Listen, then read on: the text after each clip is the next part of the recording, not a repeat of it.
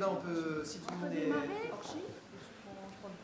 Alors moi je viens juste prendre la parole quelques minutes en tant qu'adjointe à la culture de ce théâtre, donc pour vous accueillir bien sûr, accueillir l'association Arcy. Voilà, j'ai un souvenir de la création de cette association qui a eu lieu ici en 2018. Voilà, donc on a plaisir à vous accueillir pour cette restitution d'un gros travail, visiblement, que vous entreprenez. Alors c'est vrai que nous, voilà, on est fiers d'avoir ce théâtre parce que c'est une grande chance. On n'est quand même qu'une petite ville de 5000 habitants et voilà, il y a une réelle volonté culturelle pour faire vivre ce théâtre, que ce soit bien sûr dans les spectacles vivants, on a une belle programmation. Et puis on bloque aussi de nombreuses dates pour programmer les séances de cinéma en partenariat avec l'association Car Cinéma. C'est vraiment un partenariat, Ciné-Ligue, l'association et la ville, puisqu'on met ce théâtre à disposition. Et de mémoire, Jean-Louis, on fait à peu près 70 séances sur une année, donc c'est déjà pas mal. Si on pouvait plus, on en ferait plus, mais bon voilà, le calendrier reste ce qu'il est. Donc voilà, je voulais tout simplement vous accueillir pour cette restitution. Malheureusement, je ne peux pas rester avec vous parce que j'ai une autre obligation, mais Madame le maire va venir vous rejoindre. En fait, on va se croiser presque. Elle va venir vous rejoindre pour la fin de votre restitution. Voilà. Bonne soirée à vous. Voilà. Merci beaucoup. Travaillez bien. Voilà. Ça me donne l'occasion. On a beaucoup échangé par mail, oui. Mais voilà, mettre des visages. Et j'ai fait la connaissance aussi maintenant du nouveau directeur de Ciné-Ligue. Voilà. Et donc, je suis ravie de vous voir tous là, ici présents. Et travaillez bien, bonne soirée. Et puis, soirée cinéma, hein, avec un bon film ce soir. Je pense qu'il y aura du monde, on espère. Voilà. Et donc, bonne soirée à vous. Merci. Merci beaucoup. Merci beaucoup à vous. Merci beaucoup d'être venu et puis de nous accueillir. Du coup, je vais prendre la parole en second pour, à la place aussi de Daniel Boyce, le président de l'Association régionale des cinémas itinérants, qui m'a demandé de prendre la parole à sa place. Il s'excuse de ne pas pouvoir être là ce soir. Il a eu un contretemps, malheureusement, de dernière minute hier. Donc du coup, je n'ai pas forcément préparé de discours, je vais être très très honnête. Je voudrais juste dire un immense merci à la ville du Quesnoy pour nous accueillir encore, puisqu'effectivement, j'ai le même souvenir que Madame Declerc, puisque c'était au moment où moi je suis arrivé en tant que salarié au lancement de l'Arcy en 2018 ici. Il y avait tout le monde à cette table, je me souviens, moi j'étais là. Ça fait déjà 6 ans, ça fait quelque chose, on va pas se mentir, dans cette immense et très belle salle. Donc merci beaucoup à la ville du Quesnoy de nous accueillir et à Car Cinéma pour sa présence. Merci à toutes et tous pour votre présence. On avait passé l'invitation à l'ensemble des 172 communes qui sont desservies par les 4 cinémas itinérants pour faire cette restitution de l'état des lieux. C'est jamais très évident de rassembler tout le monde, des bénévoles, des employés communaux, etc. On est ravis d'être là pour présenter ce travail-là qui a duré plus d'1 an, qui a été financé par la DRAC, que je remercie aussi, et qui, je ne vais pas en dire trop pour que Marie puisse faire une belle présentation, je ne vais pas tout spoiler non plus.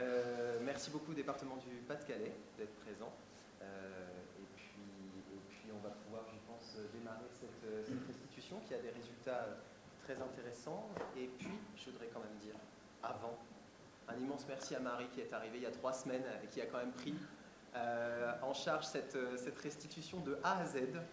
Merci beaucoup à toi.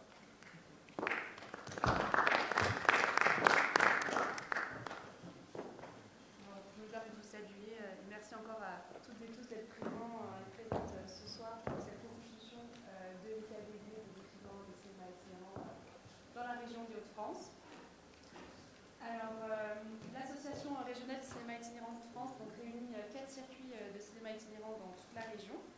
et les activités s'organisent dans environ 200 salles et lieux culturels ruraux, donc dans les 5 départements. Apparemment, c'est mieux avec le micro. Donc, si c'est mieux avec le micro. Ok. Alors, j'ai que le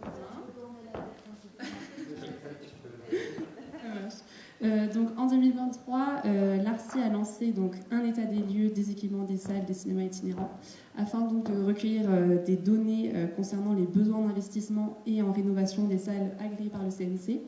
Et donc cette étude, vraiment, elle trouve tout son sens dans différents constats qui ont pu être faits, en tout cas au début de cette étude. Ça commence par des conditions d'exploitation qui sont parfois vraiment inadaptées à la diffusion de cinéma et qui vont entraîner une surcharge de travail pour les projectionnistes. Il va y avoir aussi un sentiment de relégation de la part des publics des milieux ruraux qui se sentent lésés par les politiques publiques et qui retrouvent donc dans des salles en milieu rural des conditions très différentes que ce qu'ils pourraient trouver en ville. Et enfin, des enjeux aussi concernant la transition écologique dans lequel on est évidemment tous concernés et donc aussi le cinéma itinérant. Donc en effet, donc une partie de ces lieux agréés par le Centre national de cinéma pour organiser des projections donc s'avère insuffisante et vraiment donc participe vraiment à ce sentiment de la part des habitants qui vont malheureusement par la suite ne plus trop les fréquenter pour cette raison. Donc fort de ce constat, l'ARCI et les 4 réseaux ont souhaité s'engager dans une démarche d'aide à l'amélioration des lieux de diffusion du cinéma, prenant en compte le confort du public, mais aussi en commençant par établir donc, un état des lieux précis et exhaustif des salles composant les 4 réseaux. Donc c'est grâce au soutien de la Direction régionale des affaires culturelles et à l'écoute attentive de son conseiller cinéma Benjamin Orliange qui est présent ce soir que cette première étape a pu être effectuée, qu'il en soit chaleureusement remercié. Ce projet a pour but de faire comprendre les enjeux politiques d'un meilleur équipement et confort des salles rurales et convaincre qu'il y a urgence et nécessité d'y consacrer des moyens nouveaux à disposition des communes et évidemment de les accompagner dans les choix et les investissements à mettre en œuvre pour que les spectateurs et les spectatrices fréquentant donc les 168 équipements municipaux proposant des projections de cinéma soient accueillis vraiment dans des conditions comparables à celles qu'ils peuvent retrouver en ville. Donc cet état des lieux complet des besoins techniques et des préconisations d'investissement pour toutes les salles agréées par le CNC permettra de définir une politique d'amélioration des équipements locaux et d'orienter donc les partenaires de territoire pour les travaux et les investissements à mener.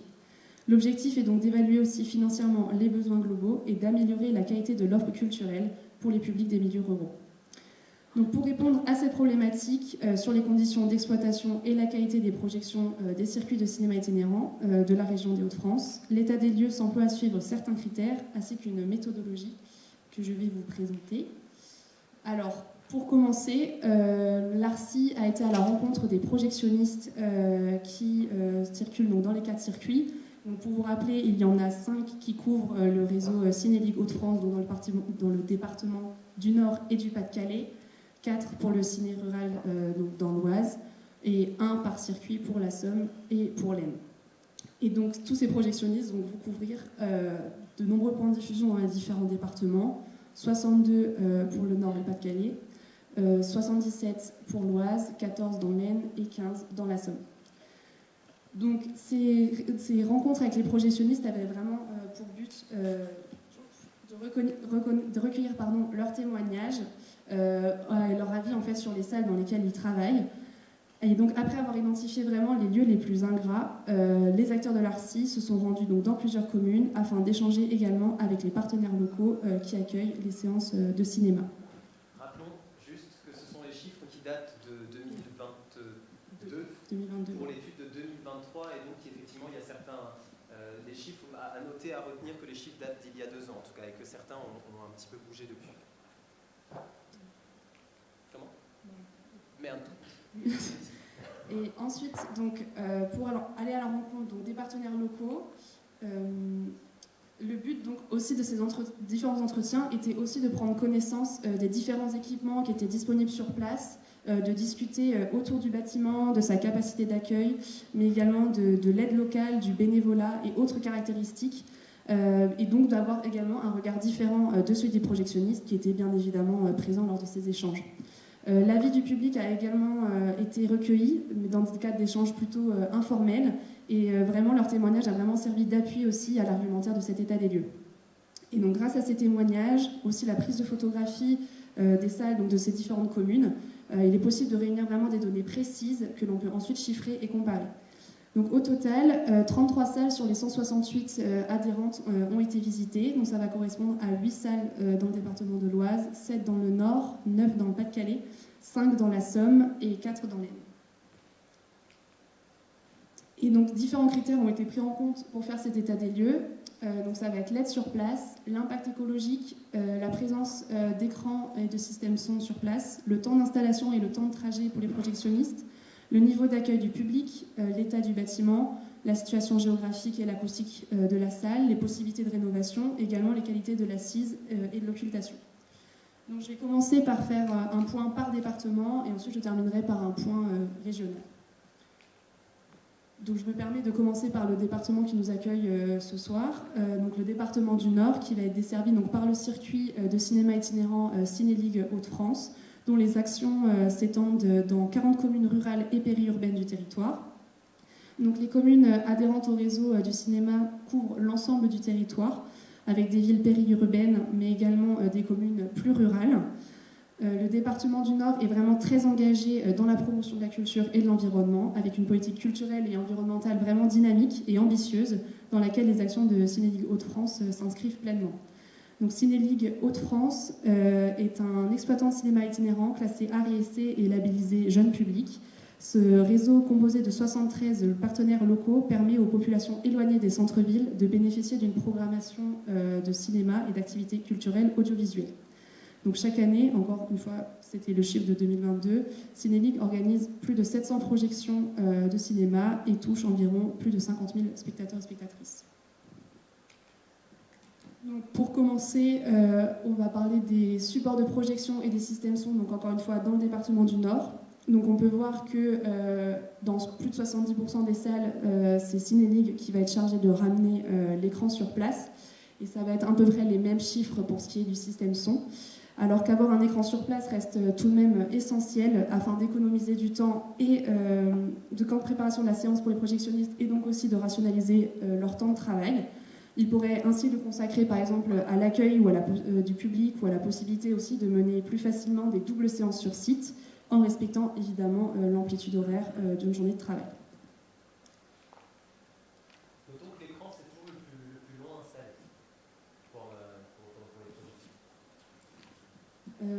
Pour ce qui est donc de la qualité de l'assise et la qualité de l'occultation, donc le premier graphique montre qu'au sein du département du Nord, une grande majorité des salles ne possèdent que des chaises simples ou alors des chaises en plastique, ce qui rend évidemment très compliqué la projection de films de plus de 2 heures, par exemple, comme Avatar, comme on peut donner l'exemple.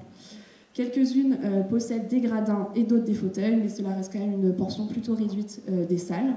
Et en ce qui concerne l'occultation, on voit que dans le département du Nord, les 3 critères ont du mal à réellement se départager, puisque en effet, il y a une bonne occultation dans l'ensemble, ça se restreint à peu près 38%, mais ça reste quand même très suffisant si on souhaite améliorer donc, les salles avec des occultations moyennes ou dites à revoir, puisque cela correspondrait à plus de la moitié des salles, exactement 62%. Donc ça, c'est juste pour vous illustrer mes propos avec des photos donc, de Hobby et Hochstezel.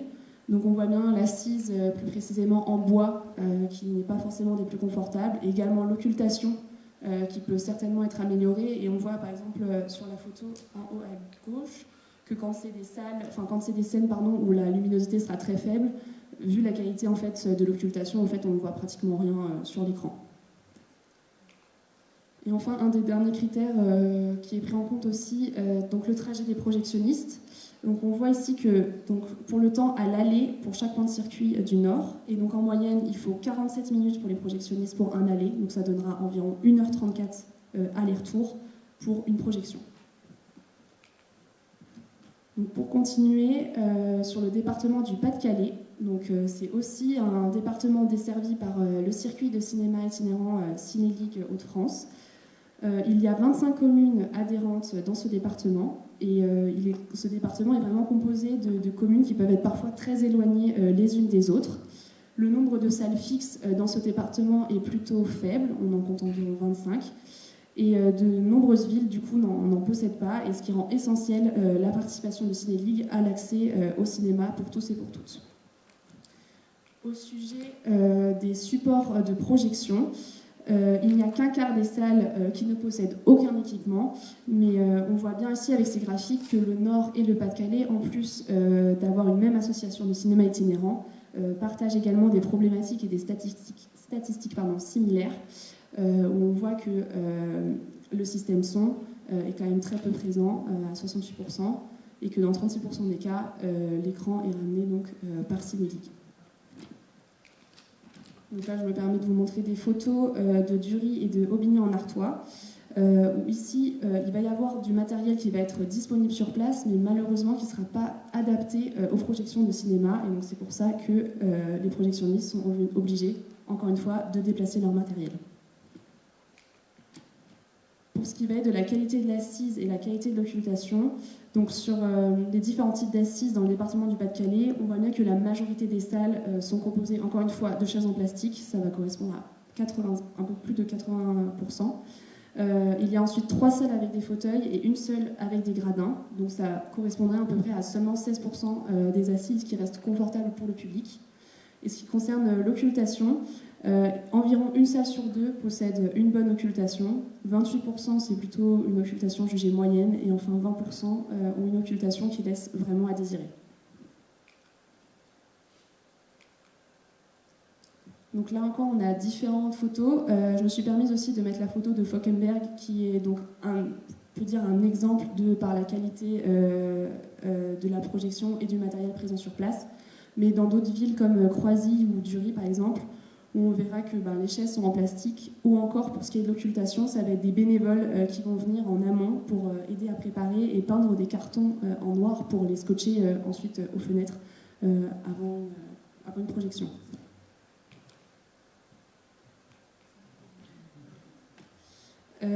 Pour ce qui va être du temps de trajet de projectionniste, donc dans le département, en moyenne, il faudra environ 57 minutes à l'aller pour un projectionniste, ce qui fait environ 2 heures de route en moyenne aller-retour afin de diffuser une séance. Donc le temps de trajet le plus long, ça va être de 105 minutes aller, et le plus court, 20 minutes. Donc c'est là encore qu'on voit à quel point les points peuvent être vraiment éloignés les uns des autres. Les projectionnistes vont donc faire de longues distances afin de projeter les films, ce qui s'avère donc très lourd financièrement et également écologiquement.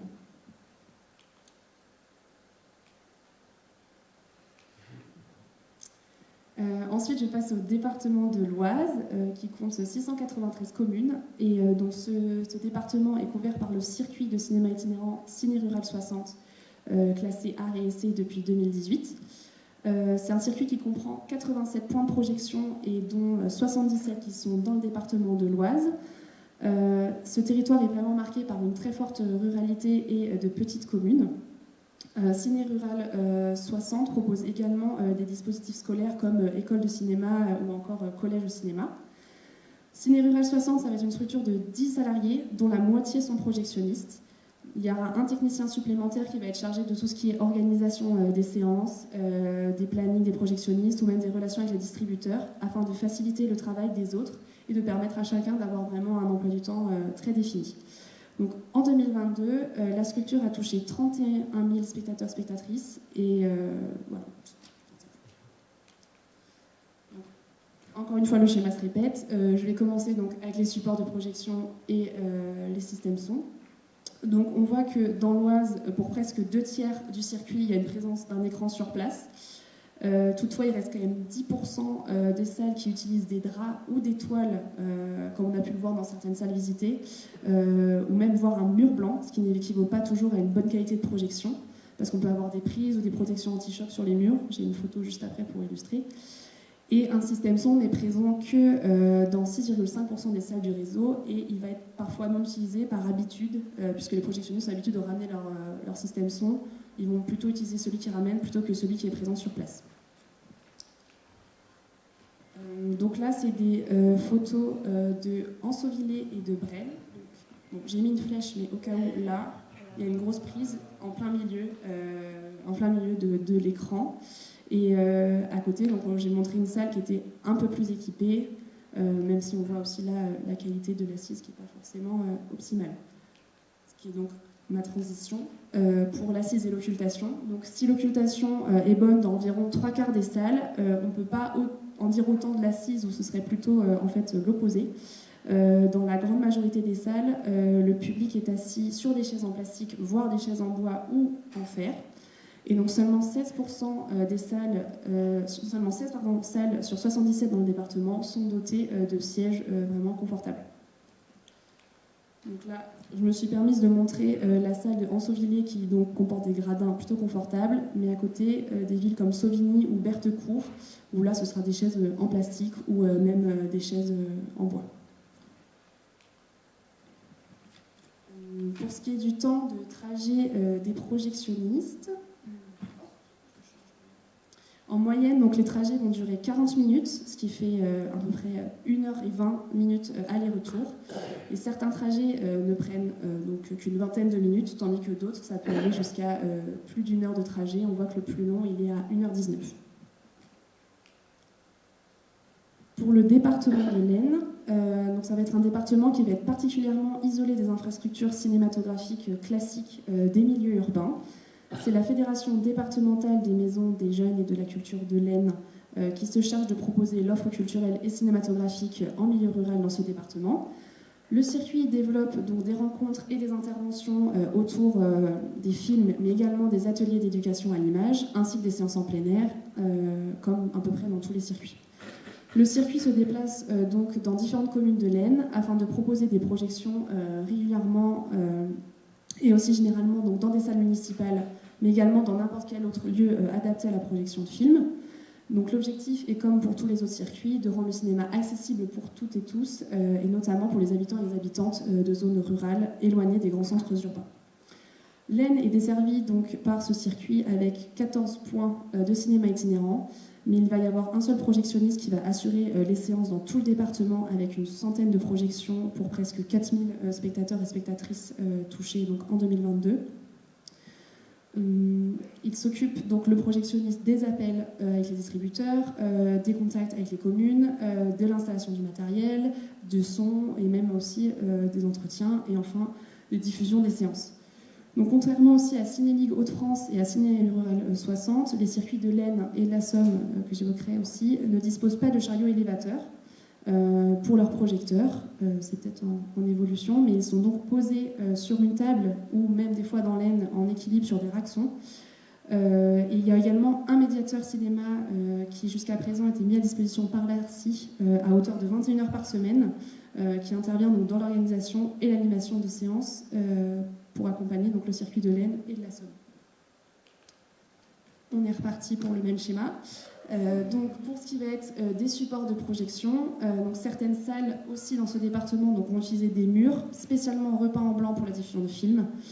Mais on sait bien que donc, avoir un vrai écran au sein de ces salles permettrait vraiment en fait, au public de mieux s'imprégner des séances de cinéma, d'avoir un meilleur confort de visionnage et de s'assurer qu'il n'y a aucun obstacle entre leur vision et l'écran.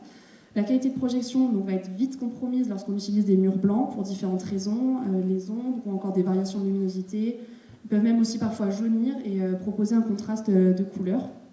Donc il est vrai que le cinéma itinérant est fait pour être facile d'accès, mais le constat est qu'il est plus délicat d'attirer des spectateurs et des spectatrices, et notamment des inciter à revenir, sans un confort propice à la diffusion cinématographique.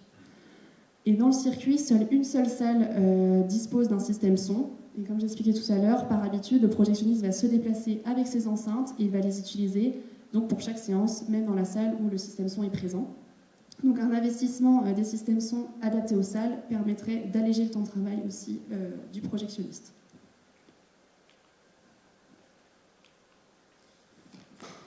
Au sujet donc, de la qualité de l'assise et des qualités de l'occultation, il y a une seule salle seulement qui dispose de fauteuils dans l'Aisne. Et encore, il s'agit en fait de chaises qui sont rembourrées à Berny-Rivière. Et concernant l'occultation, presque la moitié des salles disposent d'une occultation moyenne et pouvant toujours être améliorée. 4 salles possèdent une bonne occultation, ce qui représente environ 28% des salles, et 4 autres ont vraiment une occultation qui a à revoir. Je me suis permise de mettre les exemples de Ouchy-le-Château et de Nouvion en Thiérache, où on voit bien encore une fois là, les problèmes d'occultation, que ce soit ici ou même là, sur le côté. Pour ce qui va être des temps de trajet des projectionnistes, il va vraiment exister une grande disparité pour accéder aux salles du département de l'Aisne.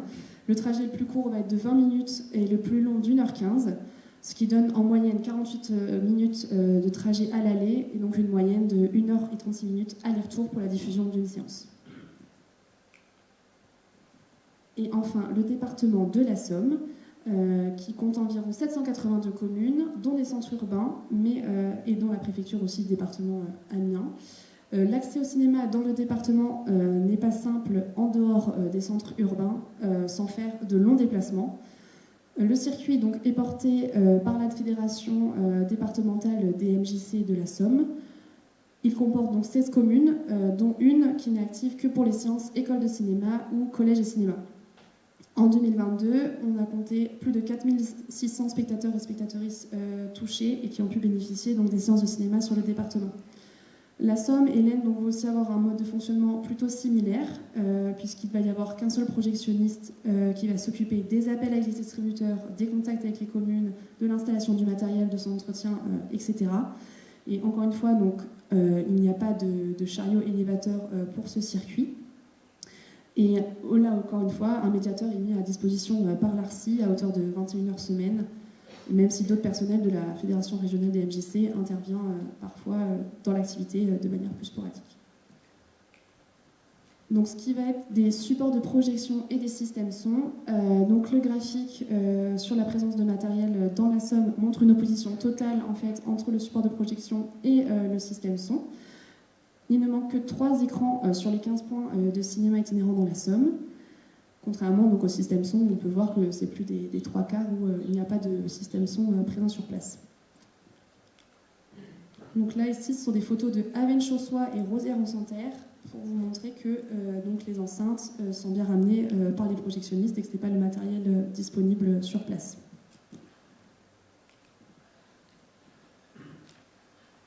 Pour ce qui va être de l'assise et de l'occultation, seules 2 salles disposent de fauteuils dans la Somme. Et comme dans les autres départements des Hauts-de-France, dans une moindre mesure, vraiment la qualité de l'assise laisse globalement à désirer. Et concernant l'occultation, presque la moitié des salles disposent d'une occultation moyenne, pouvant toujours être améliorée. 4 salles possèdent une bonne occultation, ce qui représente 27% des salles, et 4 autres sont à revoir.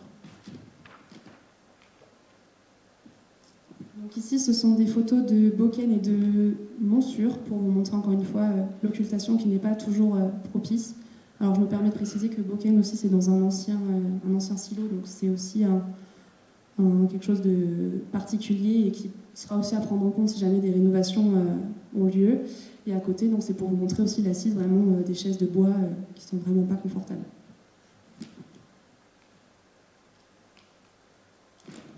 Et donc pour finir avec le temps de trajet des projectionnistes, le graphique du temps montre que le minimum est de 20 minutes et que le maximum va être à 1h20 environ.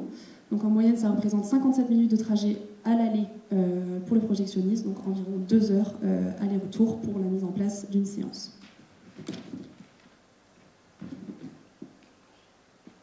Donc maintenant, on va passer au niveau régional. Qu'est-ce que tous ces chiffres en fait au niveau régional peuvent montrer ? Donc je reprends le même schéma. Pour commencer avec les supports et l'écran, donc dans 54,8% des salles, il va y avoir un écran sur place. Et dans l'autre moitié des cas environ, les projectionnistes doivent généralement apporter un écran, ce qui va alourdir non seulement la charge de matériel dans leur véhicule, mais aussi leur temps de travail, comme on disait, puisque l'écran, ça va être très très long à installer. Pour ce qui est du système son, on voit que dans pratiquement dans la majorité des salles, il n'y a pas de système son présent. Ça représente à peine 10% qui ont un système son présent. Et encore faudrait-il qu'il soit adapté également à la projection de cinéma.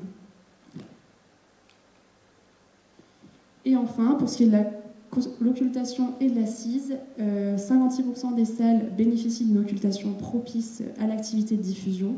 20,8% des salles possèdent des fauteuils ou des sièges confortables pour les spectateurs et les autres types d'assises sont souvent des chaises en plastique, malheureusement. Et pour finir sur le temps de trajet des projectionnistes, donc on va voir que dans un bon tiers des cas, ce sera entre 30 et 35 minutes. mais on a quand même un bon quart où ce sera 1 heure, voire plus de trajet. C'est pour ça qu'il est vraiment important de prendre en considération à quel point ils chargent leur véhicule pour transporter leur matériel, pour leur point de vue écologique bien sûr, mais aussi économique.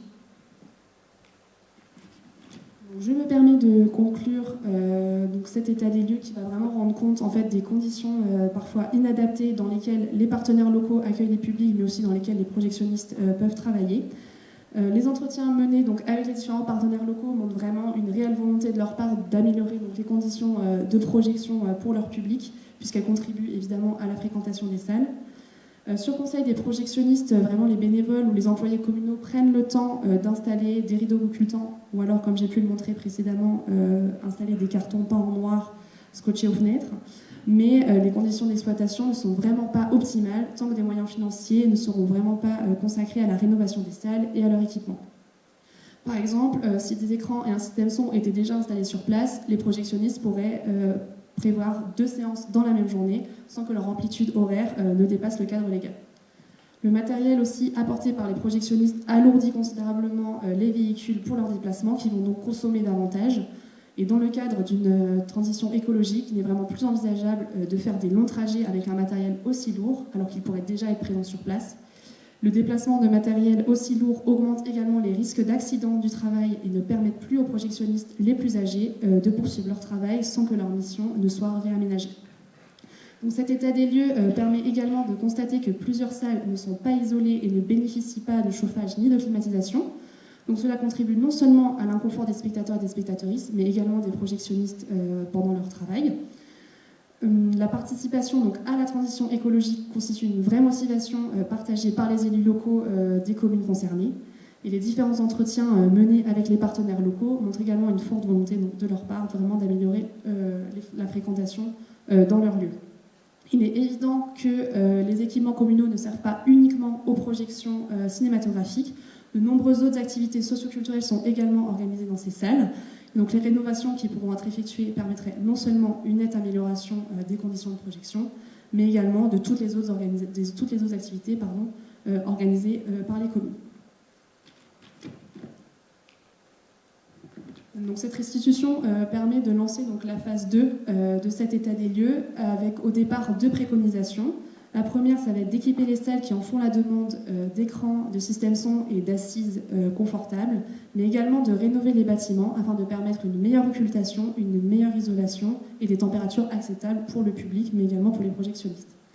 Donc, afin d'améliorer donc, les conditions d'accueil des spectateurs, les conditions de travail des projectionnistes et de réduire l'impact écologique de l'activité des cinémas en itinérance, l'ARCI Hauts-de-France, avec le soutien de la DRAC, s'engage à accompagner et aider les partenaires locaux qui le souhaitent dans des démarches techniques et administratives pour obtenir des fonds d'aide à la rénovation de leurs salles. Donc ça va partir par exemple proposer des fournisseurs, mais également les aider s'ils le souhaitent à constituer des dossiers de subvention. Il va également avoir une proposition de ressources et d'outils partagés dans le cadre d'investissements en matériel et de fonds d'aide existants via des dispositifs territoriaux et politiques d'aménagement du territoire. Une autre phase clé, ça va être vraiment l'écoute et l'accompagnement des partenaires, avec des déplacements qui sont prévus dans les différentes salles des réseaux des cinémas itinérants des Hauts-de-France s'il y a besoin, mais également de permettre aux communes de bénéficier de conseils techniques et d'investissements négociés en amont avec les entreprises de vente de matériel et de travaux, que ce soit de la recherche de devis, mais également de la négociation auprès des entreprises pour des achats groupés d'écrans, de systèmes son et d'autres équipements, même des demandes de devis, etc. Je crois que ça se termine là-dessus. Je vous remercie beaucoup.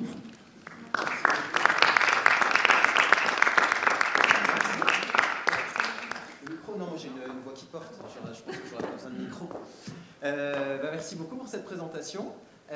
J'imagine qu'il y a peut-être des questions, des retours ou des compléments peut-être à apporter de la part des directions des cinémas itinérants, si vous avez envie, si vous voulez.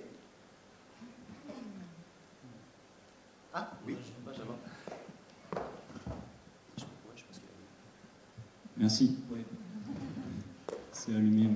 Bonjour à tous, merci Simon et merci à l'ARCI et aux équipes de l'ARCI d'avoir produit cet état des lieux qui est très complet et qui permet de bien identifier différents leviers très concrets justement pour améliorer l'accueil du public et l'attractivité des points de projection itinérants.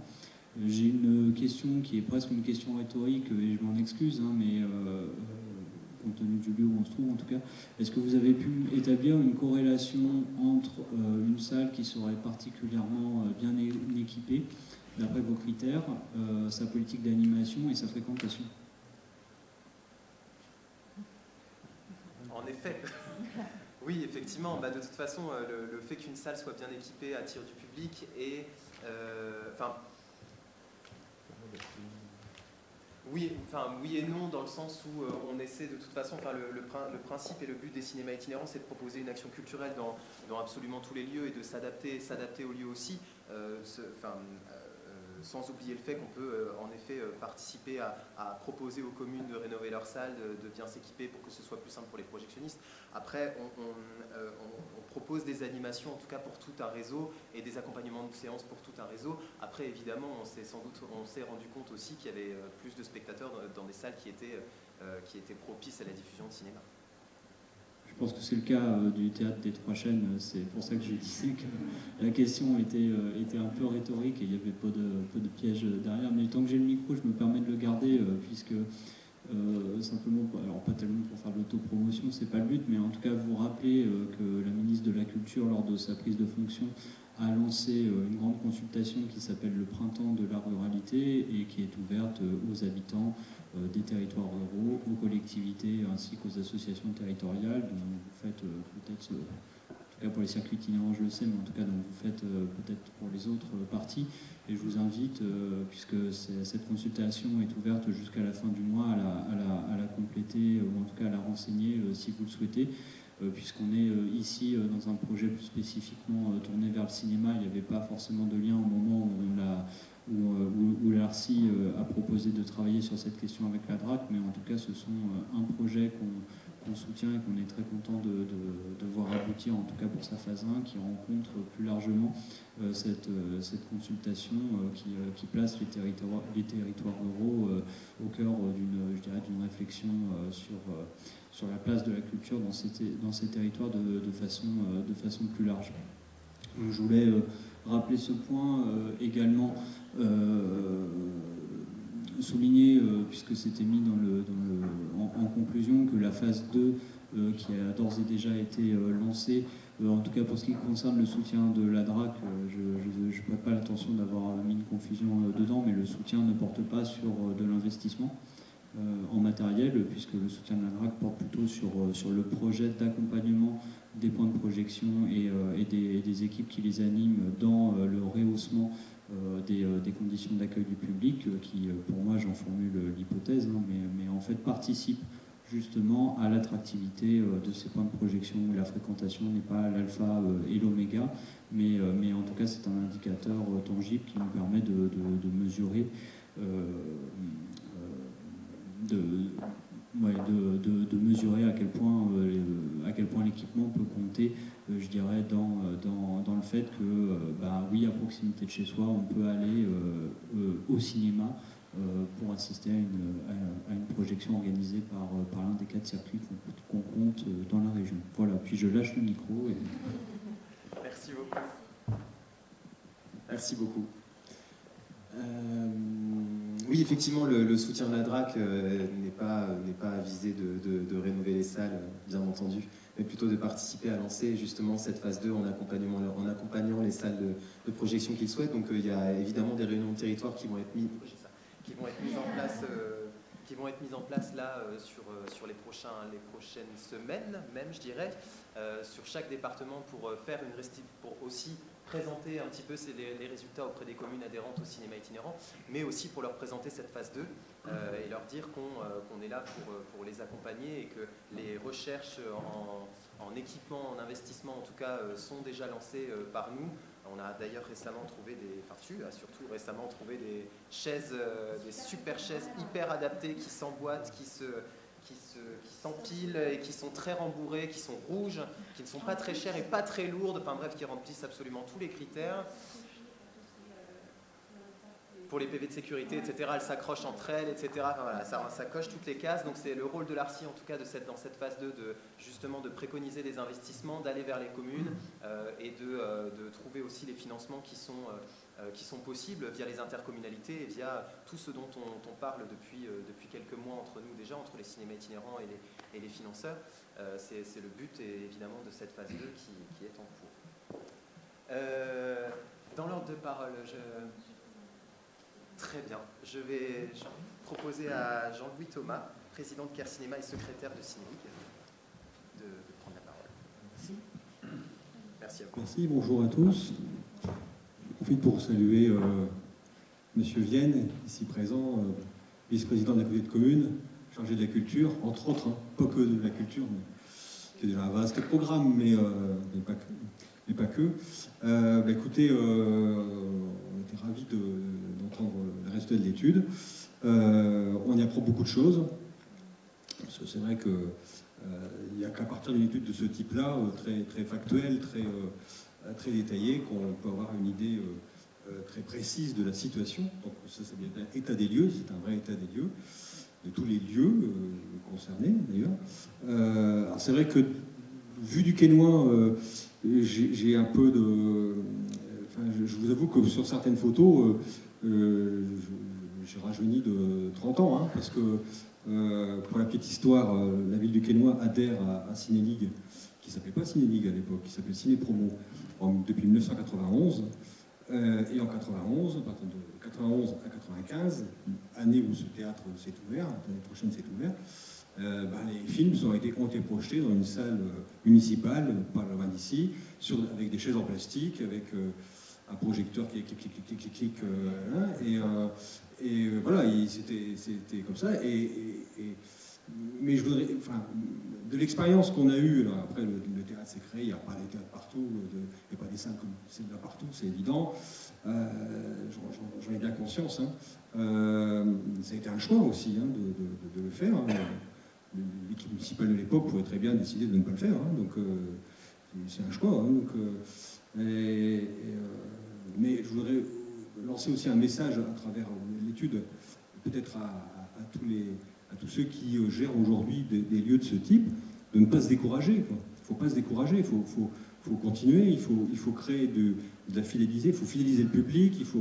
Alors c'est vrai que c'est compliqué de faire adhérer à un projet, c'est compliqué d'attirer des gens quand les conditions d'accueil sont telles qu'on les a constatées à travers cette étude. Ça, c'est évident.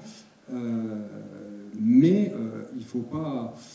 moi, je ne voulais pas recentrer cette affaire sur le Quesnoy, mais moi, je veux témoigner simplement du fait qu'il y a un moment donné, quand les fréquentations commencent à baisser, quand les gens commencent à dire « Ah ouais, mais on vient les chaises en plastique, hein, un film de 2 heures sur une chaise en plastique, avec les conditions... » Bon, on aurait eu plein d'occasions de dire on arrête. Plein. Disant c'est pas la peine, ça marchera pas. Hein. Combien de fois je l'ai entendu ça? Combien de fois ah oui, on a arrêté le cinéma, mon Dieu, dans votre salle, machin, ça marchera pas. Et puis c'est parce que on n'a pas lâché la prise, parce qu'on a continué, parce que petit à petit ce public s'est fidélisé, parce qu'on a eu cet équipement, qu'une fois que l'équipement a été conçu, et pour la petite histoire, au départ, il ne devait pas y avoir d'équipement cinéma. Dans le devis initial, il n'y avait pas ni l'écran, ni l'équipement son. On l'a rajouté en cours de route. Il fallait faire œuvre un peu de persuasion, mais c'est peut-être trop compliqué. Mais enfin, l'équipement s'est équipé pour le cinéma. Et à partir de là, on a vu arriver des gens, grâce à l'équipement, grâce aussi à la coopération avec Cinéligue et la programmation qu'on est capable d'y présenter. Aujourd'hui, je suis accompagné de 2 membres de l'association de CARE Cinéma. On organise une programmation. Hein, on l'a dit tout à l'heure, on est entre 60 et 70 films par an. C'est quand même pas mal. Alors pour la petite histoire, moi j'aime bien les chiffres, alors j'ai comparé avec les chiffres donnés. Je me suis rendu compte qu'on attirait plus de monde ici que sur tout le territoire de l'Aisne et tout le territoire de la Somme, hein, largement. Donc ici, j'ai regardé les chiffres avant de venir, En 2023, on était à 6212 spectateurs dans cette salle. Alors, une petite partie scolaire, puis une partie grand public, évidemment. Donc, pour 60 séances en 2023, donc faites le ratio, ça fait plus de 100 spectateurs par séance. Alors, c'est vrai que, pour répondre en partie à la question, les conditions d'accueil contribuent beaucoup. C'est évident, hein, à accueillir le public dans de bonnes conditions, puis à attirer les gens et les fidéliser. Ça c'est une évidence. Après, je veux dire, ça fait partie de la stratégie générale et de la politique générale. Je veux dire, si on veut attirer les gens au cinéma, il faut des bonnes conditions d'accueil. Il faut, là, par exemple, il n'y a pas si longtemps que ça, la ville du Quesnoy a fait l'acquisition d'un projecteur. Hein, jusqu'à maintenant, le projecteur a été trinque-ballé à chaque fois. Donc maintenant, la ville du Quesnoy a un projecteur. Donc en matière d'équipement, on ne peut pas faire mieux. Et en plus, c'est vrai que là que la comparaison parfois est douloureuse pour certains autres points, parce qu'ici, c'est le même tarif qu'ailleurs. Hein. Je dirais, quand on fait des tarifs d'entrée des tarifs de cinéma Cinéligue, le tarif plein, c'est 4,50 €. Je crois que le tarif réduit, c'est exactement pareil qu'ailleurs. Alors c'est vrai que bon, c'est comme ça, on ne va pas s'en plaindre, hein, qu'il y ait du monde, hein, donc on est content. Donc voilà. En tout cas, je crois que l'étude, elle va servir au réseau, à appuyer le réseau. Et je pense qu'elle peut aussi aider, là je parle aussi peut-être en tant que secrétaire de Cinéligue, à asseoir et à définir une stratégie de Cinéligue pour son réseau de points de diffusion, parce que c'est vrai que quand on voit les temps de trajet des projectionnistes, le temps passé sur les manipulations, c'est un peu dommage. Et voilà, donc il faut revoir ça. Et en tout cas, nous, on sera toujours présents pour vous accueillir, faire tous les tests que vous voulez. Nous, on aime bien tester, essayer, faire le cobaye. Enfin bon, il n'y a aucun problème. Et puis, vous dire que vous serez toujours les bienvenus dans cette salle. Il y a un film après, hein, donc ce soir. Donc, c'est Bob Marley pour certains. Ça dira quelque chose. Donc voilà. Et puis, voilà, je ne sais pas ce que je peux dire d'autre. Sinon, merci encore. Et puis, quand vous voulez, vous serez toujours les bienvenus. Territoire d'expérimentation, j'avais joué mon spectacle ici, c'était la première fois que je le jouais. Merci beaucoup. Je vais maintenant laisser la parole au département du Pas-de-Calais, Madame Blanchard, si vous voulez. Oui, vous pouvez rester ici, bien sûr. Bonsoir à tous, merci beaucoup pour cette présentation. C'est vraiment hyper intéressant. Moi qui suis chargée de mission, je fais partie de la direction des affaires culturelles et du service du développement culturel. Donc on est 5 chargés de mission culture. J'ai le plaisir de suivre à l'échelle départementale la thématique cinéma, ce qui m'amène à être ici ce soir avec vous. Peut-être rappeler que le département du Pas-de-Calais porte une politique culturelle qui est tournée vers les territoires, avec une attention toute particulière aux territoires ruraux. Je sais que c'est vraiment... alors ça a toujours été voilà, comment vous dire ça, quand on entend notre président de département en parler, voilà, à chaque fois il nous rappelle cette vigilance, ce regard, cette présence qu'on doit avoir, voilà, pour ce rééquilibrage et être vraiment avec un accompagnement encore plus fort pour la ruralité. Notre vice-présidente, Madame Cuvillier, voilà, a réaffirmé cette ambition-là.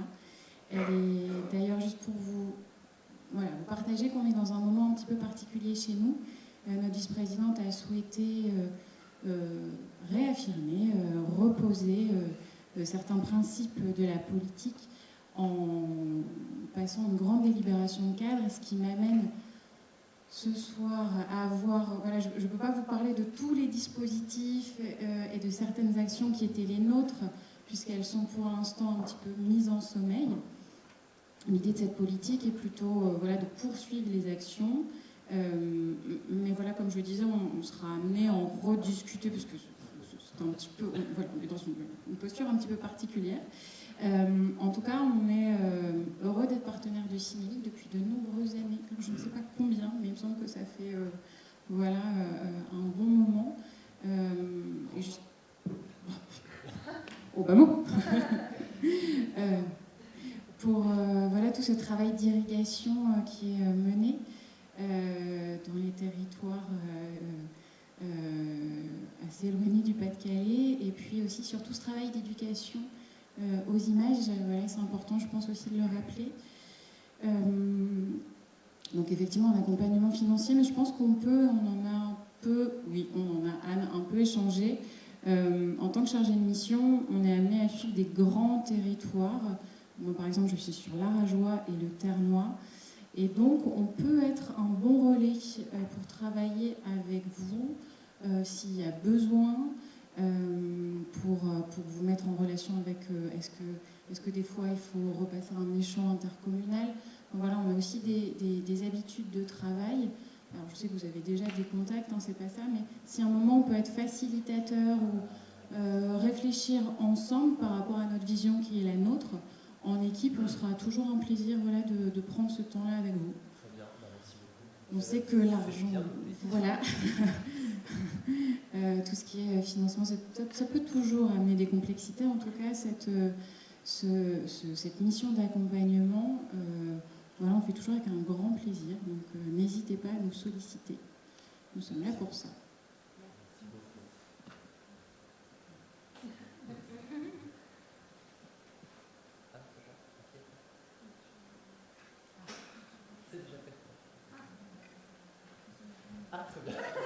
Merci beaucoup. Alors, du coup, en transition, parce que du coup, on avait fait un petit tour de parole et du coup, c'était à toi, Benjamin, maintenant. En petite transition, on a réimprimé, si vous le souhaitez, je les ai même fait cet après-midi. On a réimprimé 4 états des lieux complets, là, si vous en voulez, n'hésitez pas, on en a 4, et puis des récapitulatifs. Tous les chiffres récapitulatifs présentés par Marie sur un joli recto verso. Voilà, et donc on avait prévu de passer la parole à Madame le maire ensuite, qui ne devrait pas, qui va sans doute arriver d'une minute à l'autre. Mais on peut passer à un échange ou on peut passer directement. Je ne sais pas. Je sais pas. Je sais pas. Est-ce que vous avez des questions par rapport à tout ce qu'on a dit, tout ce qui a été présenté? Est-ce qu'il y a des choses sur lesquelles vous aimeriez revenir, des questions à poser? La sonnerie d'Émile. Moi j'en ai une. Oui. Est-ce que là, dans le contexte qui a été pris, oui. Vous laissiez entendre que globalement notre partenaire conscient à chaque fois des conditions de confort, alors après tout ce qui est lié aux conditions de travail des projectionnistes, c'est encore autre chose, mais il était globalement plutôt prêt à s'engager. Tout à fait. Ouais. Tout à fait. Les partenaires locaux ont conscience que plus leur salle sera de qualité, et plus ils ont de chances d'avoir du public qui va venir et qui va continuer à avoir cette habitude de venir. Ils se rendent bien compte que c'est aussi essentiel pour le travail et ils sont très ouverts à vraiment mettre en place de nouvelles dispositions pour le public, etc. Ouais. Ils étaient même très à l'écoute des conseils des projectionnistes déjà en amont.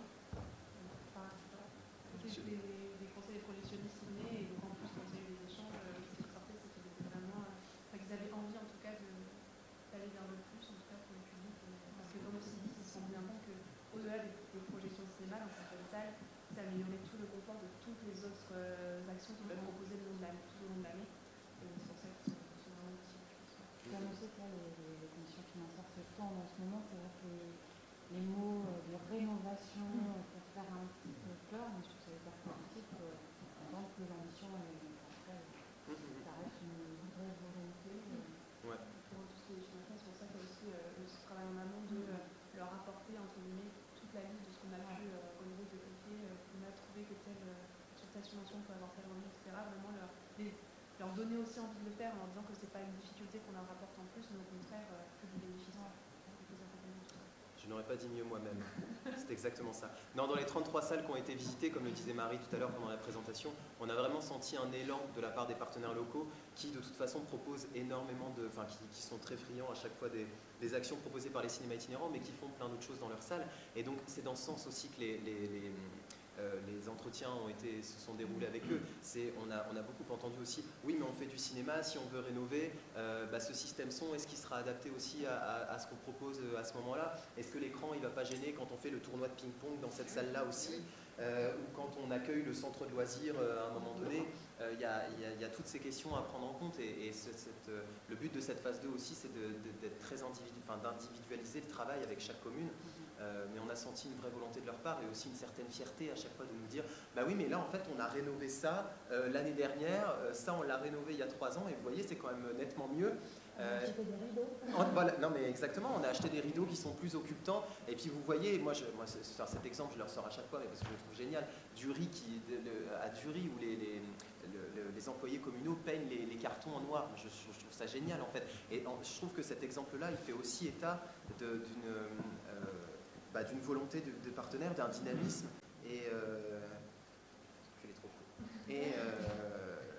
d'un dynamisme et d'une réelle volonté de mettre en place des actions dans leur commune. Et je trouve ça, c'est très motivant pour nous, c'est très motivant pour eux, c'est très motivant pour les spectateurs. Après, bah oui, effectivement, comme on le disait, les spectateurs, ils sont aussi friands de venir dans des salles qu'ils méritent.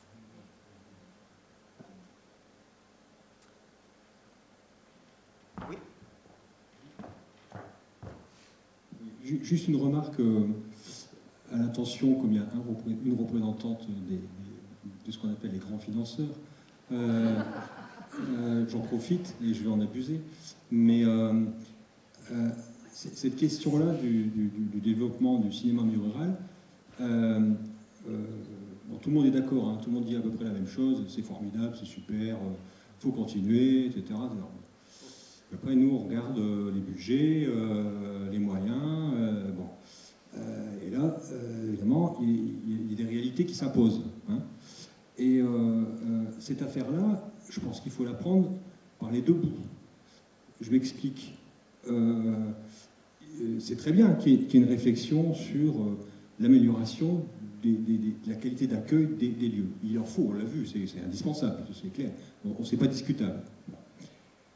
Cette amélioration, si elle est bien faite, elle devrait s'accompagner, en tout cas être suivie d'une augmentation de la fréquentation et d'une amélioration de l'accueil des publics en qualité et en quantité. Donc, il y a des lieux où peut-être, en raison du mauvais état de l'accueil, on faisait qu'une séance par mois, on en fera peut-être 2. Etc. Bon. Ce qui veut dire qu'il faut que l'offre suive. Il faut que l'offre culturelle suive. Parce qu'il ne s'agit pas de dire on va améliorer les conditions d'accueil à bout de la chaîne et qu'au début de la chaîne, on n'ait plus les moyens de suivre. Quand je dis bien de suivre, c'est de dire bah oui, il faut maintenir. Parce que là, on raisonne comme si on était à activité constante. On ne l'est pas. On ne l'est plus. Ça, je voudrais. Il faut que ce soit. Parce que personne n'en parle, hein, mais on ne l'est plus. Donc, demain, là, on va créer, et c'est normal, j'applaudis de toutes mes mains. Bon. Mais il faut, mais ça peut créer un appel d'air. Et ça peut créer une amélioration, une attractivité supplémentaire, bon, qui va forcément donner lieu à des demandes supplémentaires. Tout à fait. Bon. Mais on a déjà des... Quand je vois les chiffres absolument effarants du nombre de projectionnistes pour certains réseaux. Moi, il faut m'expliquer, dans l'Aisne, par exemple, quand vous aurez amélioré les points de l'Aisne, avec un projectionniste, comment ils vont faire, hein. Faut pas me faire croire que demain, ça ira mieux dans l'Aisne. Ce n'est pas vrai. Donc, alors, le Pas-de-Calais et le Nord, c'est un peu différent, parce que ce sont des gros territoires, mais n'empêche que un grand territoire, grande demande. Donc, les kilomètres sont les mêmes, hein, partout. Donc, moi, c'est juste une réflexion que je me faisais en regardant l'étude, en me disant, il ne faut pas regarder qu'une partie visible de ce problème-là et occulter le reste, il faut, pour ça que je m'adressais aux grands financeurs, entre guillemets, mais il faut, puisque c'est les mêmes qui financent, donc il faut aussi que la question soit posée globalement dans le financement de l'accueil et dans le financement de l'offre. Ça, c'est indispensable. Voilà. Ce que je voulais dire. Moi aussi, je voulais rebondir dessus, mais ouais, vas-y.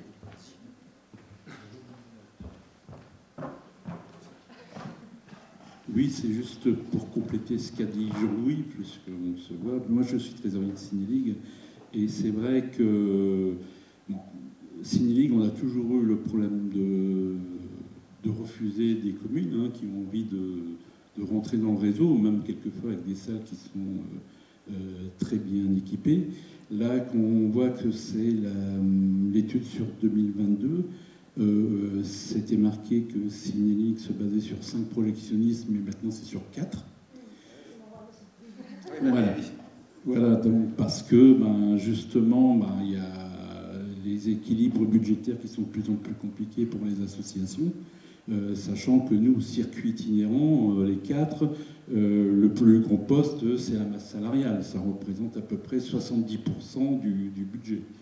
Donc, avec l'inflation, avec le respect aussi des conventions collectives, nous on dépend d'une convention collective, la masse salariale augmente tous les ans depuis maintenant 2-3 ans, et c'est à chaque fois 3-4%. Donc, effectivement, je l'avais déjà eu comme réflexion, j'ai dit c'est super, on va avoir plein de salles équipées, mais après on n'aura plus de projectionnistes pour faire des séances. Donc, effectivement, il faut voir ça globalement.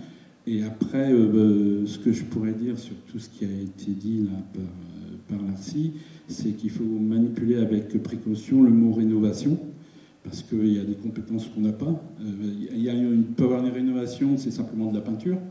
Mais après, ça peut être aussi une rénovation où la salle est complètement repensée par la mairie.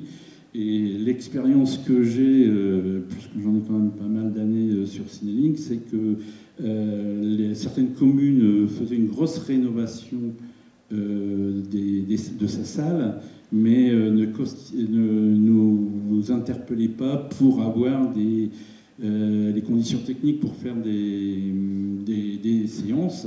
Et c'est déjà arrivé qu'une super rénovation, c'était un peu plus compliqué de faire des séances parce que les architectes, ils aiment bien la lumière. Et donc, il n'y avait que de la lumière. Donc, voilà. Donc, même ce qu'il faudra effectivement très vite savoir, c'est est-ce que certaines communes du réseau sont déjà dans l'optique d'une rénovation de leur salle. Voilà. Voilà, donc, et c'est là que, parce que c'est vrai que les architectes ont toujours énormément d'idées, et le problème, c'est qu'on oublie le cinéma, c'est très technique, avec aussi, des fois, de la lumière en plein dans l'écran. Après, nous, on doit vraiment se focaliser sur le système son, sur les écrans, sur les assises. On l'a déjà fait à Cinéligue, il y a quelques années, on avait lancé une opération où on permettait aux communes de s'équiper avec un écran. Ça s'était fait, c'est pas nous qui avons acheté les écrans, c'est eux qui les avaient achetés, mais on avait donné les fournisseurs, de toute façon il n'y en a pas 50 dans les fournisseurs, et donc ça c'est le travail vraiment qu'il faut faire, et peut-être d'imaginer un achat groupé. Voilà, parce que c'est vrai que, comme sur Nancy, peut-être un achat groupé de projecteurs qui pourrait se mettre en place. Il y a plein de choses aussi à imaginer. Voilà, donc tout ça, c'est important parce qu'il faut faire baisser les coûts. On est une association, mais on parle d'argent parce qu'il y a l'équipe du budget, mais c'est vrai que de faire des regroupements d'achats, ça permet parfois de faire baisser de 10, 15, 20% les prix. Voilà. Non, mais on a quand même de la chance en Hauts-de-France aussi, merci. On a quand même de la chance en Hauts-de-France. Les cinémas itinérants sont quand même regroupés sous une entité régionale, se sont regroupés il y a plus de 10 ans maintenant sous une entité nationale. C'est des questions qui sont essentielles que vous soulevez Jean-Louis, parce que effectivement, là, on présente un état des lieux des salles, des équipements des salles, des besoins en rénovation, etc. Mais il est évident que les cinémas itinérants et l'ARCI travaillent avec les politiques sur toutes les questions de besoins d'investissement en matériel, en ce qui concerne les projecteurs, dont par exemple, qui n'ont pas été changés depuis, qui n'ont pas été depuis 2012, qui n'ont pas été changés depuis 2012, à savoir que les projecteurs des cinémas itinérants, ils sont des termes familiers, trimballés dans tous les sens et qui prennent aussi des coûts, et notamment parfois quand il n'y a pas de chariot élévateur, quand on les soulève, quand on les pose, pour les plein air aussi, quand on les... Tout à fait, et puis là, des bénévoles aussi qui sont de plus en plus âgés, hein, on ne va pas se mentir, et pour lesquels c'est très compliqué de porter un projecteur qui pèse plus de 60 kg. Et donc ça, c'est effectivement à noter. Et puis, au-delà du besoin en matériel aussi, je dirais que c'est très frustrant de la part des équipes des cinémas itinérants de refuser des demandes des communes qui ont des projets culturels qui correspondent totalement aux politiques territoriales et aux politiques des cinémas itinérants et aux politiques culturelles, en tout cas, qui sont définies chaque année. Et c'est très frustrant aussi pour nous de refuser ça. Et je pense que c'est important de le souligner. Et je voulais revenir sur autre chose, mais j'ai oublié. Et l'ANSSI travaille non seulement, tu peux en dire un petit mot, Tristan, si tu veux, mais l'ANSSI travaille sur les postes et sur les besoins en équipement des cinémas itinérants aussi, sur les projecteurs. Oui. Je voulais pas te spoiler. Non, mais donc moi c'est Tristan, je travaille pour l'Association nationale des cinémas itinérants. Et on travaille aussi sur cette question des équipements, on est en discussion avec le ministère de la Culture. Justement parce que cette problématique-là des salles, elle a lieu partout. Il y a une problématique spécifique sur les projecteurs, parce que les seuls projecteurs, il y a un constructeur qui fait des projecteurs encore maintenant qui sont adaptés et ça va bientôt s'arrêter. Et il n'y a pas vraiment d'alternative pour l'instant, donc on travaille là-dessus. Et plus largement sur le confort des salles, pour aussi, on peut faire le travail à une autre échelle, qui sera évidemment moins pointu, moins dans la dentelle, mais pour aider les circuits. Il pourrait y avoir un poste à l'ANSSI sur ces questions-là. Et on travaille aussi, on est en discussion avec le CNC aussi sur comment permettre la création de postes ou le maintien de postes dans les circuits de cinéma itinérants au niveau national. Donc là, en lien avec le printemps de la ruralité, c'est en discussion, on verra bien sur quoi ça va aboutir. Tout à fait, merci. Je rebondis sur le printemps de la ruralité. Le questionnaire dont parlait Benjamin tout à l'heure, je l'ai envoyé à tout le monde. Normalement, est-ce que tout le monde y a bien retrouvé? Très bien, merci beaucoup. Je ne sais pas si quelqu'un d'autre veut prendre la parole. Ouais. Tiens. Juste un petit mot pour dire... Donc moi, je suis de la coordination des MJC, donc du coup, je peux parler à la fois du département de la Somme et de l'Aisne. Alors c'est vrai que quand on voit l'état des lieux, on dit toujours que comparaison n'est pas raison, mais finalement on compare, et c'est vrai qu'on voit le nombre de communes, le nombre de projectionnistes, et que finalement, on peut s'interroger, effectivement, on n'a qu'un seul projectionniste par département, et c'est vrai que ça pose question. Les fédérations départementales des MJC, 48 MJC dans la région, une soixantaine de salariés, une multitude d'activités qui vont au-delà du cinéma, mais on a à cœur de porter la culture en milieu rural, de déployer le cinéma. Quand on voit finalement les cartes, c'est rigolo parce que quand je vois dans l'Oise Fénieux, c'est la MJC de Fénieux, Verberie, c'est chez nous, c'est la MJC de Verberie, enfin la maison pour tous, les clés du château, enfin voilà, je ne vais pas les faire toutes, mais enfin voilà, on a vraiment à cœur de développer les choses. Moi, je suis assez récent sur mon poste, ça fait un petit peu plus d'un an maintenant. On a entamé toute une réflexion sur nos activités, voilà, pour reprendre les choses. Notre coordinateur, Emilien, vient d'arriver également, mais on voit finalement, quand on se ressaisit des choses, qu'il y a de la demande, puisque là, on a des nouvelles communes qui veulent adhérer. Donc forcément que ça va poser la question des moyens, qu'actuellement, oui, il n'y a qu'un seul projectionniste, oui, il n'y a que 15 points dans le département. Bon, c'est pas satisfaisant, en tout cas moi je le pense, Mais l'idée, c'est qu'on ait quand même la volonté de déployer les choses, quoi. Et puis finalement, quand on va de l'avant, eh ben, on voit qu'il y a des communes qui sont preneuses pour rejoindre le circuit de cinéma itinérant. Donc effectivement, on a des moyens. C'est vrai qu'il n'y a qu'un projectionniste. L'idée, quand même, c'est d'étoffer l'équipe. Il y a un certain nombre de changements qui sont en cours et qui, j'espère, iront dans la bonne direction. On l'espère aussi. Merci.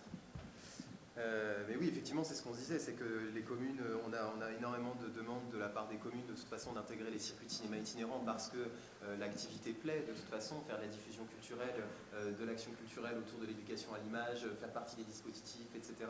Ce sont des actions qui sont attractives pour les communes et pour les spectateurs. Donc on a justement, c'est très frustrant encore une fois, de ne pas avoir assez de projectionnistes, de ne pas avoir assez de place dans les plannings de projection qui sont déjà très bien remplis.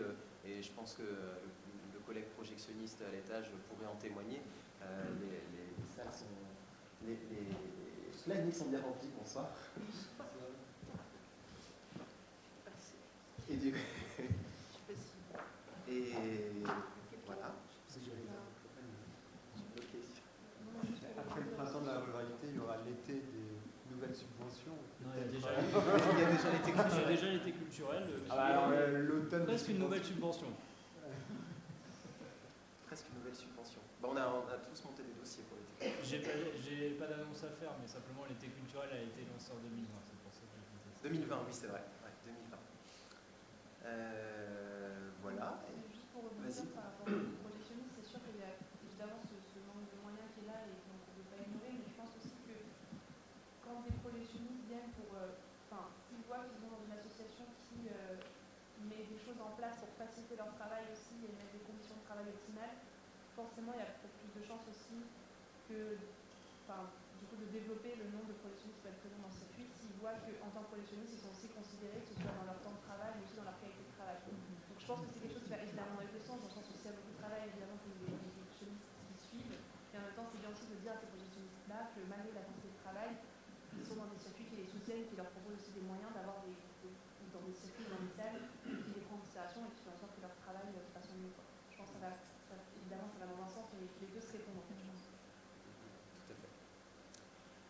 Tout à fait. Je voudrais accueillir du coup Madame le maire. Merci beaucoup d'être là ce soir. Donc, on a pu présenter déjà tous les résultats de cet état des lieux qui a été mené par les cinémas itinérants l'année dernière et échanger un petit peu sur les équipements et les besoins en rénovation des 172 communes qui font partie des 4 cinémas itinérants de la région. Du coup, si vous voulez prendre la parole à ce sujet-là en tant que... Bah oui. On vous a imprimé tous les documents. On disait qu'Opénan était quand même pas mal. Oui. En conclusion, effectivement, en comparaison, du coup, on a rapidement présenté, on pourra peut-être en échanger quelques mots après, mais sur la présence des écrans, sur la qualité des assises, sur la présence de systèmes son, sur le temps de trajet des projectionnistes et tout ce que ça a engendré en fait en termes de fréquentation des salles et d'action culturelle en milieu rural. C'est un état des lieux qui a été mené en lien avec la DRAC, pour justement démontrer le sentiment de relégation des publics des milieux ruraux aussi, qui se sentent un peu lésés par les politiques publiques, étant donné l'offre culturelle exponentielle en milieu urbain et ce qui se passe en milieu rural. Et donc, on a présenté un petit peu tous ces résultats dans ce sens-là. Et on a ensuite échangé entre nous aussi, en présence de certains financeurs, pour entendre leurs paroles sur cet état des lieux et parler aussi de la phase 2 qu'on lance dès maintenant et qui consistera à accompagner les communes qui en font la demande pour leurs besoins en équipement, pour les accompagner de manière administrative, pour les conseiller dans leurs achats, faire des achats groupés, etc. et pour équiper un maximum de salles qui en font la demande en fonction des moyens qui sont disponibles via les différents services décentralisés et déconcentrés de l'État. Donc ça a été quand même un gros travail en lien avec tous les projectionnistes, tous les acteurs des cinémas itinérants, tous les bénévoles et employés communaux qui accueillent les projectionnistes et les projections pratiquement chaque jour. Et puis tous les acteurs des cinémas itinérants qui ont vivement participé à cet état des lieux. Et donc j'en ai réimprimé, donc évidemment je vous en laisse. Je peux vous dire, ce contrôle qui organise Ker Cinéma et voilà, l'association, on est plutôt, nous, bien lotis ici au Quesnoy, et je pense que la qualité de l'équipement fait beaucoup aussi. Donc c'est un équipement polyvalent, mais qui a la chance d'accueillir plein d'événements et qu'on laisse ouvert aussi au plus grand nombre, dans l'idée que plus jeune on met les pieds dans un lieu de culture, de diffusion culturelle, plus on y revient. La place du cinéma dans cet équipement est importante, puisque je sais que la fréquentation évolue encore et que même si les temps sont durs, il y a justement un attrait supplémentaire pour les tarifs qui sont les nôtres et qui sont quand même très attractifs par rapport à ce qu'on trouve dans les villes, les grandes villes, et on n'est pas très loin de Valenciennes ici. Voilà. Et puis il y a quand même des gens en recherche de culture en proximité. En tout cas, nous, on a l'impression d'être dans un territoire où la diversité des spectacles et des événements fédère. Et on est ici aussi dans un théâtre qui connaît plutôt une évolution positive de sa programmation culturelle. La qualité de la communication a été revue, donc c'est plutôt... en tout cas, ça s'est déclenché vraiment de manière tout à fait corrélée à la qualité de l'information qu'on a diffusée, ce qui prouve qu'on a une place à tenir et que même en zone rurale, il y a des besoins, il y a une attente. Donc on doit rester tout à fait mobilisé, motivé, parce que je pense que c'est très motivant de diffuser la culture en zone rurale. On a peut-être justement, parce qu'il n'y a pas cette profusion urbaine, entre guillemets, il y a aussi une sélectivité, peut-être des choix qui sont faits par les structures qui financent. Ici, la ville, on fait attention, on met beaucoup de soins, et finalement le public nous le rend. Donc il y a vraiment un intérêt, je trouve, on sent qu'on est utile et que le travail qu'on peut fournir paye et qu'on a toute une place qui est reconnue. Et ce qui fait vraiment plaisir, c'est quand on voit des gens du Valenciennois, finalement, ou d'autres endroits plus urbains également, qui viennent ici aussi, chercher autre chose que la culture en milieu urbain. C'est une taille humaine, peut-être quelque chose qui se dégage de particulier, qui est peut-être un peu moins élitiste et plus proche, plus conforme à certaines attentes. Donc voilà, nous on cultive avec bonheur et on a bien sûr la conscience parfaite de ce qu'on doit à la présence de Ciné League, même si j'ai cru comprendre que la problématique des effectifs était aussi pleinement vécue. Et donc, on essaye d'accompagner du mieux possible. Et c'est vrai que le conseil dans la dotation des équipements est le bienvenu. On a racheté nous-mêmes ici un appareil qui diffuse les films à Ciné League. Ça nous a évité de faire une grosse dépense de matériel neuf. Alors, il faut qu'il confirme son état de marche, mais jusqu'à présent, tout va bien. Et en fait, on se rend compte que les subventions ne sont pas non plus toujours au rendez-vous. En tout cas, moi, je me suis renseignée quand il s'est agi de renouveler du matériel. Mais c'est vrai qu'il faut avoir des projets plus globaux, de rénovation plus généraux, plus importants, plus massifs, en fait, que le remplacement d'un équipement ponctuel. Et on n'avait pas forcément besoin d'investir massivement dans une rénovation globale. Donc on a été heureux de tomber sur un matériel d'occasion. Voilà, c'est un partenariat qui est on ne peut plus efficace et qui diffuse vraiment beaucoup. Je me sens vraiment utile. Voilà, donc je ne sais pas quoi vous dire d'autre, mais c'est vrai qu'on se sent plutôt pas trop mal loti. mais peut-être que notre proximité relative encore avec Valenciennes ou avec Lille, qui n'est pas non plus le bout du monde, explique cela. Je ne parlerai pas au nom d'autres collègues de la Thiérache ou voilà, du fin fond de la Vénois, mais globalement, je pense que les efforts sont faits de la même manière, et donc on ne peut pas vraiment parler de relégation. On peut parler d'efforts qui sont à faire, effectivement, pour rester connecté à une sphère culturelle et une connaissance aussi des différents spectacles, mais en tout cas, on ne se sent pas coupé, on a plutôt une bonne irrigation par les acteurs de la culture, par Cinélique, par la DRAC, et voilà, on se sent plutôt à l'aise quoi, dans l'évolution du monde, et je dis avec une fréquentation qui est plutôt à la hausse. Donc voilà, un sentiment plutôt positif. Par rapport au Covid, c'est pas compliqué de faire à la hausse. Ah non, mais même par rapport à avant.